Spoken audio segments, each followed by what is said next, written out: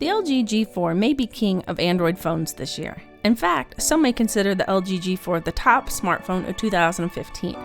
I'm Amanda and here is my review. A big shout out to Backblaze for sponsoring this video and LG for sending the phone out for review. I was sent out the metallic gray, and at first I found myself happy about that because I didn't like the large seam down the center of the leather back, but I solved that by applying a leather-like SlickWrap, and I'll have a link for that video down below. But I think it really added to the premium look and feel of this phone, and it didn't come with a premium price. I believe one of these back plates is around $80 if you try to buy it from LG. So big shout out to SlickWraps for doing it for about $20. This is my first phone where all the functionality comes from the back side of the phone. At first, I didn't know if I would get used to it, and I thought I would constantly be reaching for the sides, but the curved display does not allow for any buttons to be on the side, and now I'm quite used to it, and I really wish all other phones would adopt this method. And the curved display looks stunning.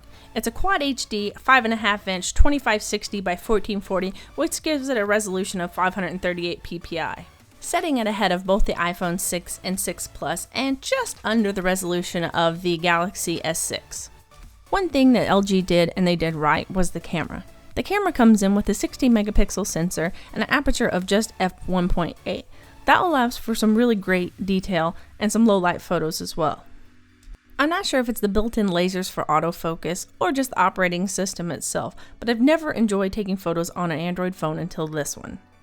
My go-to phone is usually the iPhone 6 Plus, but now I find myself definitely gravitating towards this one with the manual controls, as well as the JPEG and RAW modes that you can shoot in. And in all honesty, any Android phone I've ever tried to use for photography just constantly stutters and lags, and I can't take the photo right when I need to, and I end up missing out. Here's some I've taken with the G4.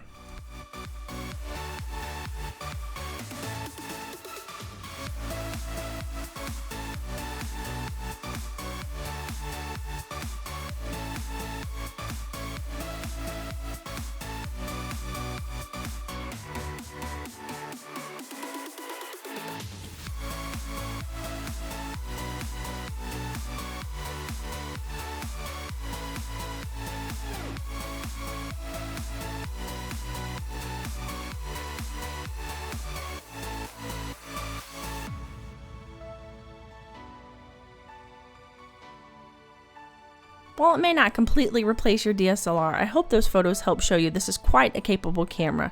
In fact, it's much better than most of the first point-and-shoots I had. It definitely wasn't a 16 megapixel or f1.8.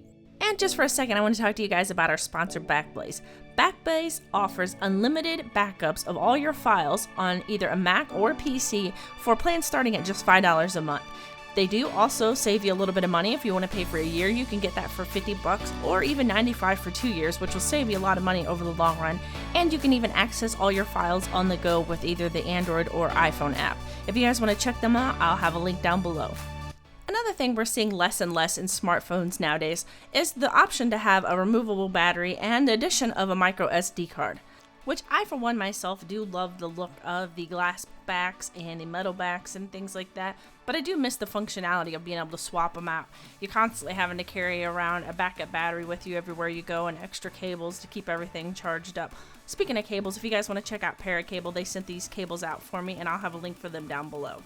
If I was going to tell you the one thing that kind of bothers me, I'm actually not close enough to be connected to Wi-Fi where I'm at, so this is not going to load up, but pretend I'm watching a YouTube video right now. But if I was actually watching a video, my fingers cover this speaker and I can't really hear the audio very well. If you're doing something like gaming or playing games, the audio usually is not that important, especially on iPhone games or Android games. Something where you're listening for people sneaking up onto you on shooter games on your TV. Yes, you obviously want to hear the audio, but in general, I think you're okay. If you're going to be watching movie and content like that, I think you're going to go ahead and need to have you some earbuds or some headphones with you. And here's some of the ones that I use, and I highly suggest having a pair of those with you if you're wanting to do something other than just basic web browsing.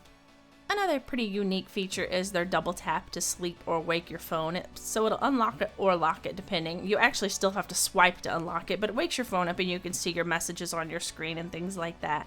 Speaking of messages on your screen, it says, it will rain until night. The weather will be cool. They give you these little smart notifications. And to the left, if you swipe over, it's the smart bulletin, and you can see it says Smart Settings 1 in use, and I'm going to show you just what that's all about. So basically what this does is, this is a feature that once my headphones are plugged in, I've already got it all hooked up through my settings, but once you plug in your headphones, mine will automatically open up Pandora. How cool is that? There are some other things that you can add, different radio stations and different type of music type things that you can have done. And when you actually remove the headphones, I do wish it would actually shut it off, which it doesn't, but hey, I can't be too picky, but you actually have to manually turn it off, but plugging them back in opens it right up every time. I've never had any hiccups or issues with that working. So earlier we talked about the curvature, and you can see here my phone kind of slides around if you have it set down and you're trying to use it, but it's supposed to help absorb shocks when you drop the phone. Well, I'm not really sure how well that works because my screen was cracked during the creation of this review.